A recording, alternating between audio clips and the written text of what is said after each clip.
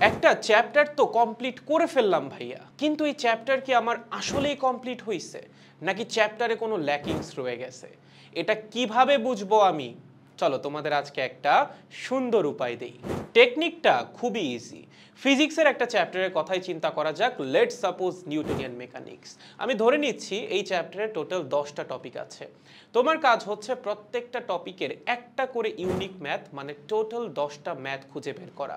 এবং এই ম্যাথগুলো এমন হওয়া লাগবে যেগুলো তুমি আগে করো নাই, হয়তো বা সিমিলার কনসেপ্টের ম্যাথ করছো, বাট এক্স্যাক্ট এই ম্যাথটা তুমি আগে করো নাই। এই 10টা ম্যাথ নিজে নিজে সলভ করার ট্রাই করো।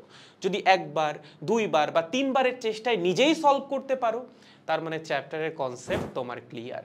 বাট যদি এরকম হয় 8টা টপিকের ম্যাথ তুমি সলভ করতে পারছো, বাট 2টা টপিকের ম্যাথ তুমি 2-3বারের চেষ্টাতেও সলভ করতে পারো নাই, তোমার অ্যান্সার দেখা লাগতেছে, তার মানে এখনো ওই 2টা টপিকে তোমার ঝামেলা রয়ে গেছে। তাহলে এখন কি করব?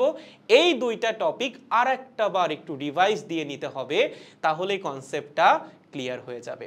সো প্রত্যেকটা চ্যাপ্টার শেষ করার পর নিজেকে এভাবে যাচাই করে নাও। তাহলে তোমার কাছে তুমি অ্যাটলিস্ট ক্লিয়ার থাকবা কোন কোন চ্যাপ্টার তোমার কমপ্লিট এবং কোন কোন চ্যাপ্টারে এখনো ল্যাকিংস রয়ে গেছে।